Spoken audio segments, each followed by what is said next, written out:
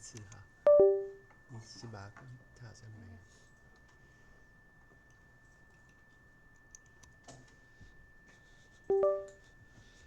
哇，怎么这么亮？动过什么东西吗？为什么会这么亮？会觉得很亮吗？发生了什么事？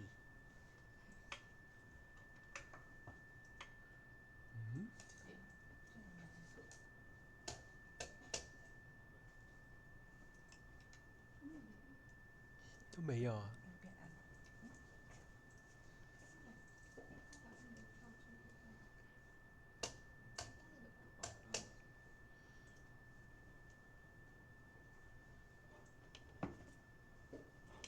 奇怪啊，这个被卡住了，怪不得。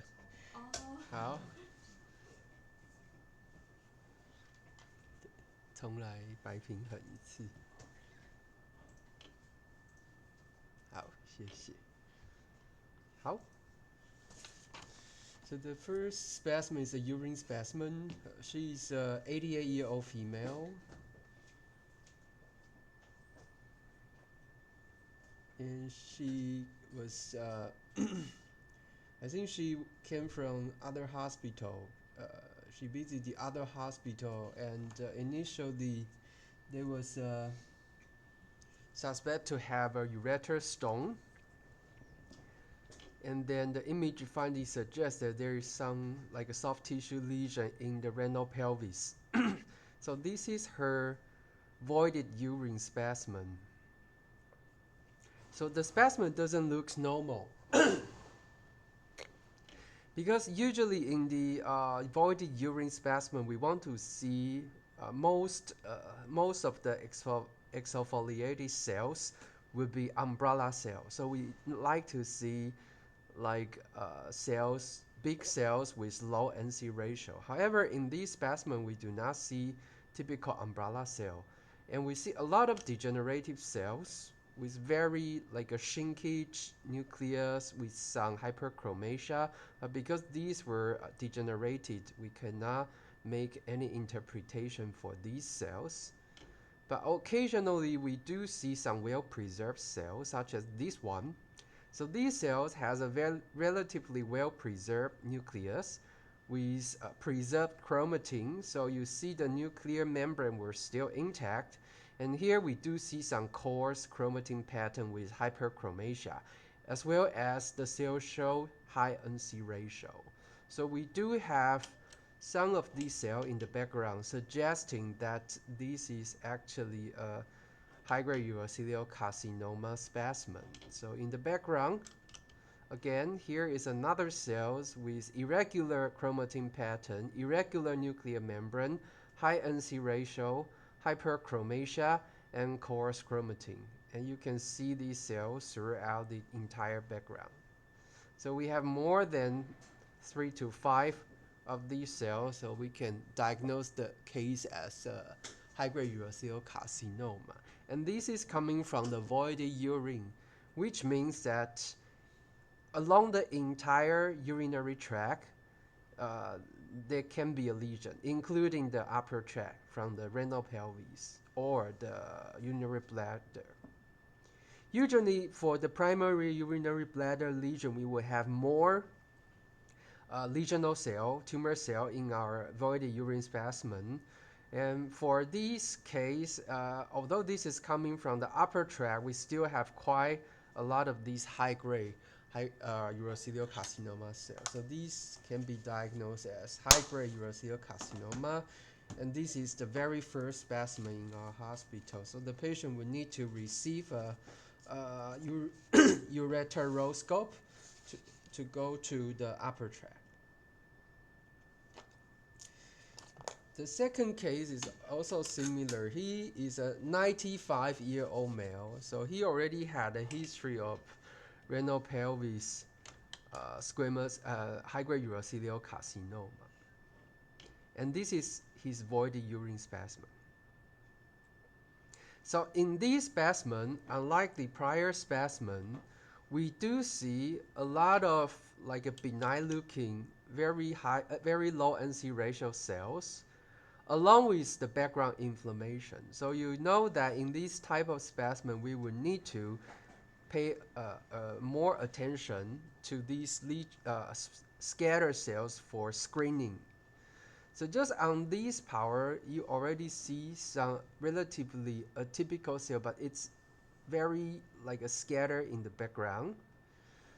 So for these cells, the nuclear contour is not intact, so we cannot make definite call for this one as it is abnormal. But we realize that there are some abnormal cells. So the next step that we need to do is to go for searching for more well-preserved cells with the same feature as what we see.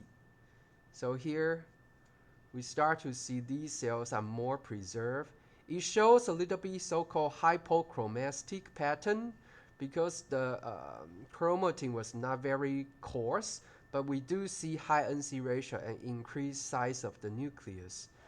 So for this specimen, it's kind of typical for the upper tract high-grade urothelial carcinoma specimen because usually in the upper tract, in the voided urine specimen, the lesional cell will be quite scant, so you really need to screen for that.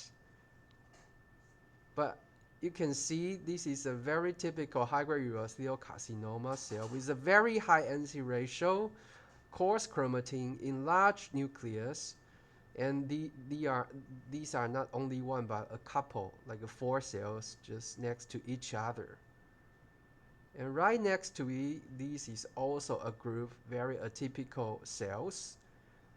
And these are also compatible with high-grade urothelial carcinoma. So this is a typical voided urine specimen with a primary upper tract lesion that the lesional cells can be really scant in the background. So this is also high-grade urothelial carcinoma. So we call the specimen as positive for high-grade urothelial carcinoma. So again, upper tract urothelial carcinoma is quite common in our society.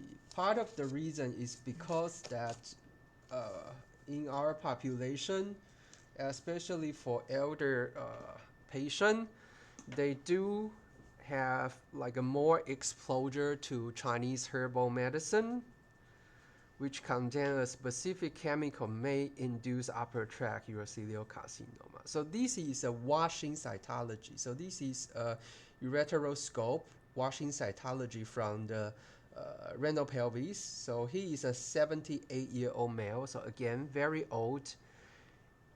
So this is different. This is not voided. This is washing cytology. So in the normal washing cytology, we will see nice cohesive fragments with well orientation, well like a maturation with the outer surface lying of umbrella cells. However, in this specimen, in the background, you can already see a lot of these high NC ratio cells with irregular like a cell and nucleus contour with coarse chromatin and hyperchromasia. So we do have individual cells suggest that this is a high-grade urothelial carcinoma specimen. And when we go to the more cohesive cluster, we do not see outer lining of umbrella cell. Instead, these cohesive cluster seems to be like going to falling apart as individual cell. So this is also common for the high-grade urothelial carcinoma. The cohesion would be less prominent. It's more easy to have individual single cell. Additionally, in the background, we do see necrosis. So we see cellular debris and necrosis. So this is also a typical specimen for upper tract. This is a washing cytology. And this is a cluster of benign umbrella cell. So in the background, we can still see scattered, relatively benign-looking umbrella cells, but majority of the cells look highly atypical, along with necrosis. So this is also a high-grade urothelial carcinoma specimen. So let's move on to the pleura effusion or body effusion specimen.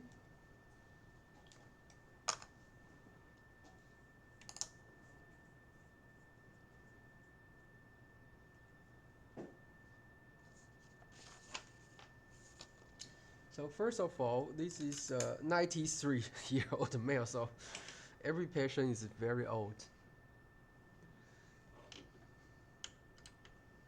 This is coming from the pleura effusion. So the patient has a history of high-grade urothelial carcinoma.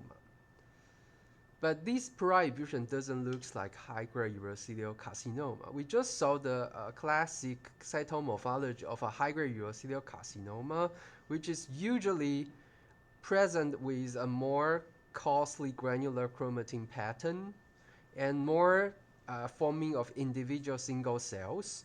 But for these pleura effusion specimen, you can appreciate the cells are in very tight cluster with three-dimensional growth pattern and with some glandular type of arrangement. Additionally, in this cell, we do see more vesicular chromatin pattern along with prominent nucleolus. The cytoplasm do show bubbles. So cytoplasmic bubbles are also very prominent. So this looks like an adenocarcinoma, not a high-grade urothelial carcinoma. So nowadays, it's very common for our patient to have 2 or even 3 different kinds of cancer throughout the admission, throughout the entire history within our hospital.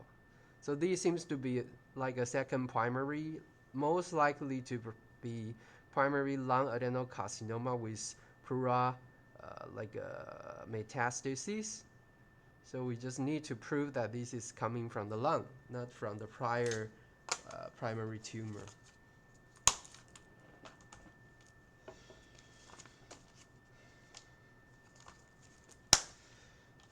So let's move to some fine needle aspiration. So this is a thyroid aspiration. So the patient is one of our employee.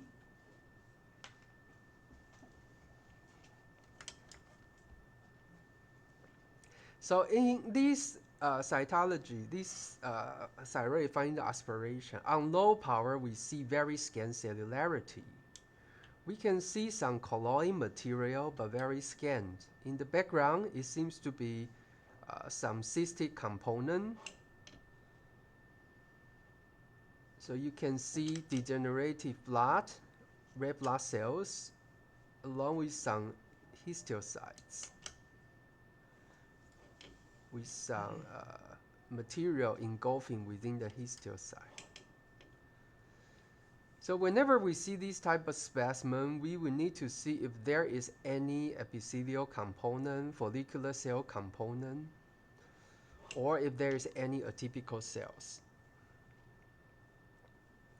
So again, this cluster looks like histiocyte. So you can see a lot of a pigmented granular material within the cytoplasm. The NC ratio is really low. So proven that this indeed had a cystic component.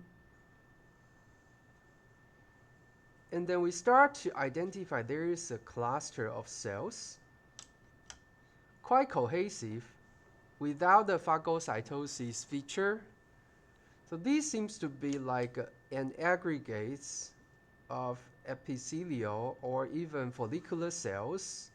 The cells do show a little bit enlarged of the nucleus, and it's kind of difficult to see through the specimen because it's at the edges of this preparation, and it is a little bit three-dimensional, so a little bit difficult to see through. So again, here we do see some cluster of cells and start to appreciate that this cell indeed is not very rounded. It has some oval shape elongation, perhaps a little bit of grooves over here. So this is not a typical case that we would just sign out as degenerative hemorrhagic cyst, because we do see very scattered of this cohesive cluster of cells showing overlapping nucleus, a little bit ground glass, and the cell is not rounded. It's a little bit like a oval shape, but we do not see very good nuclear feature of PTC. So this is a relatively difficult to screen case because originally the cytotext signed it out as benign. And then we go to the direct smear again. It is hemorrhagic with a lot of histiocytes in the background. But what we need to look for is something like this.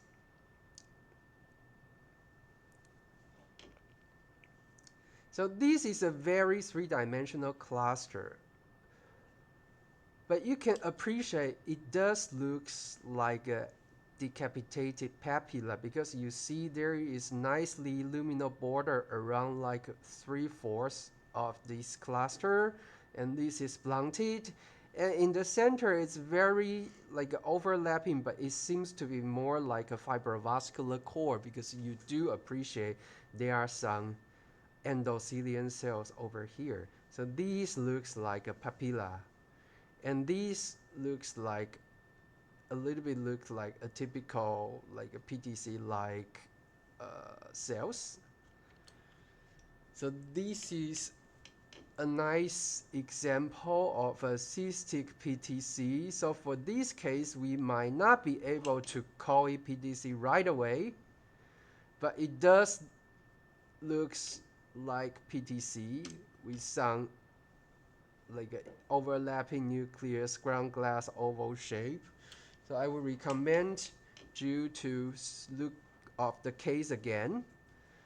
So this is the case that we should not sign it out as TBS2.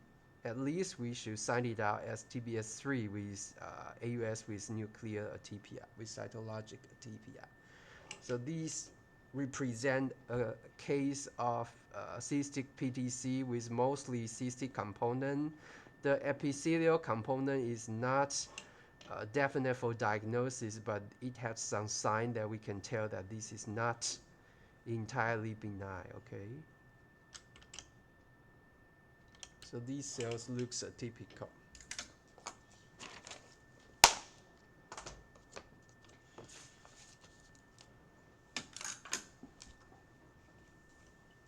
Okay, so next specimen, also a thyroid aspiration. So the first thing that you notice that in the background, it is very clean. We do not see colloid. We do not see a lot of inflammatory cells. Instead, we see tiny cellular cluster scattered throughout the entire specimen. So these looks like microfollicular. So microfollicles.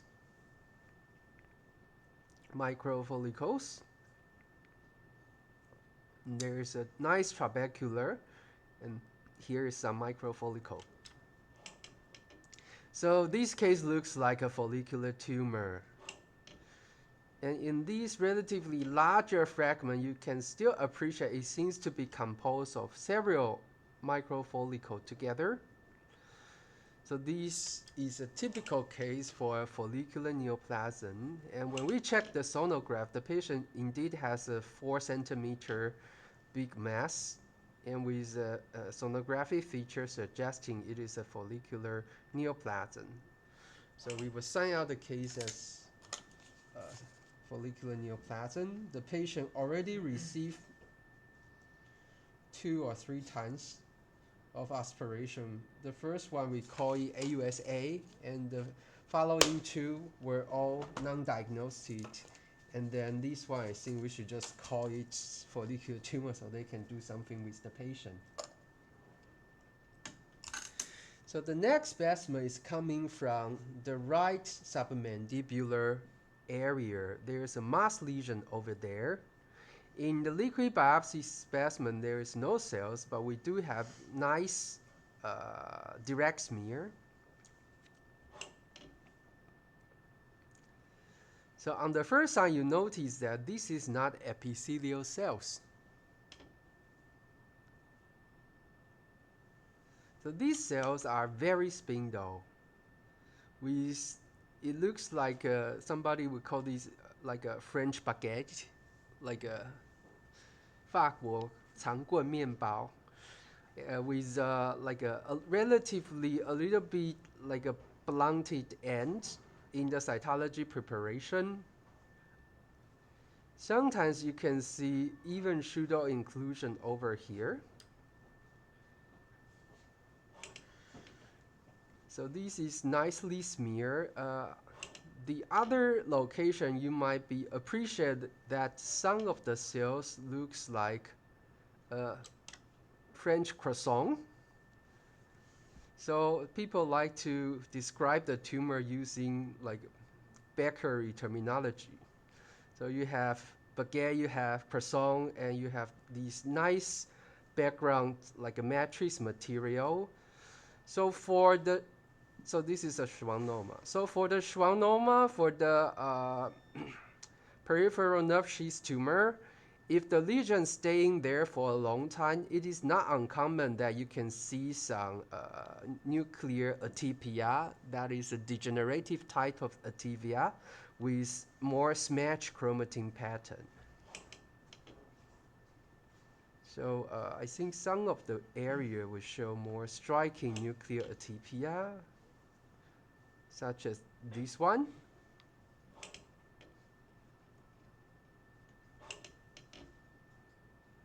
So it is very spindle. And again, you can appreciate some of the cells have nuclear inclusion. So in the loose stem preparation, it is more easy that we can identify these extracellular matrix material, which also showing a fibrillary feature. But it is relatively more difficult to see the detail of the nucleus because sometimes it can be really overlapping. But again, you see these nice like a spindle cells with extracellular fibrillary material. So this is very typical for schwannoma. So this is a good case for schwannoma. So a couple weeks ago, we have a case of medullary thyroid carcinoma because it is very rare. So I hope everyone can take a look at the smear again. So this is the case from us.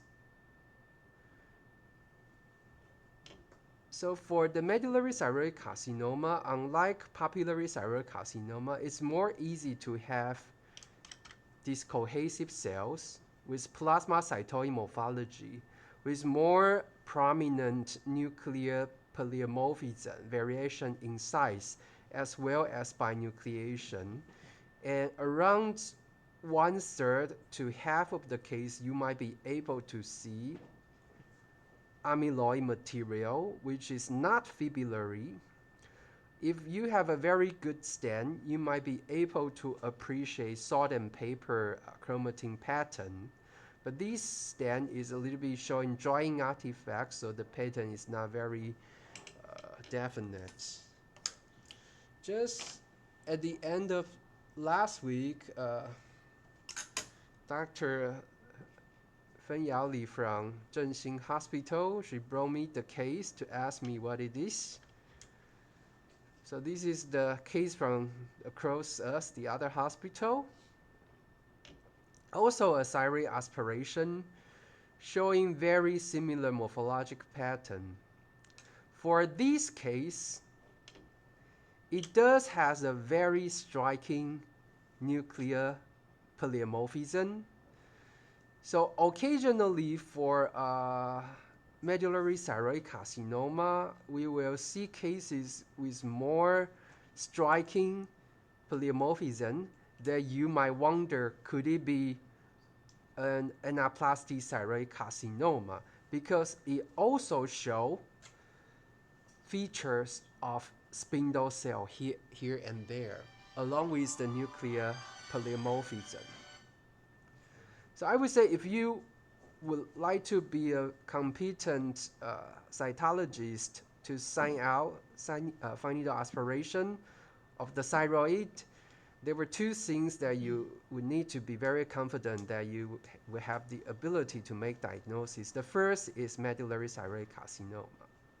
The second is to call lymphocytic thyroiditis and not to call these as AUS or the other like indeterminate diagnosis or even positive for papillary thyroid carcinoma. So for this case, it showed more striking polymorphism along with the spindle cell morphology. But you can still appreciate that some of the cell individual with more plasmacytoid feature, the chromatin pattern is quite homogeneous, granular. Here we have a nice contrast of benign follicular cells right next to these tumor cells. And in the background, we can also see very scattered amyloid material. So because you see these very, very big cells, so she was asking, is it anaplastic? No, this is not anaplastic. Okay, again, you see these very ugly multinucleated giant cells. So because it is a liquid-based cytology specimen, so we will be able to do some stents with the residual liquid specimen. So this is very ugly, okay? But this is not anaplastic. And here you even see, what is this? There is a pseudo inclusion over here, and which can also occur in a medullary thyroid carcinoma, okay? So we do a calcitonin, calcitonin. So because we have benign follicular cells in the background, so the benign follicular cell is negative for calcitonin. But all of the other, like a spindle, plasmacytoid, highly atypical cells, has nice cytoplasmic staining of calcitonin, which is the hormone produced by C cell, which is the origin of the cell origin of the medullary thyroid carcinoma. Okay, so this is another good case of medullary thyroid carcinoma. How? So everybody should take a look at these two cases because we only have it every twice a year or every once a year. So just take a quick look of the cases. Okay, thank you. You can take a look first. Okay. And just give it to me and I will give it to the others. Okay, thank you. 对，可以啊，就是你可能看一下旁边的细胞，它的那个就是 salt and paper chromatin pattern。Anaplastic 不会有 salt and paper chromatin pattern。你再把那个 case 等你看到那个 case， 你再看一下，你再来跟我讨论看看，决定有没有办法分。对。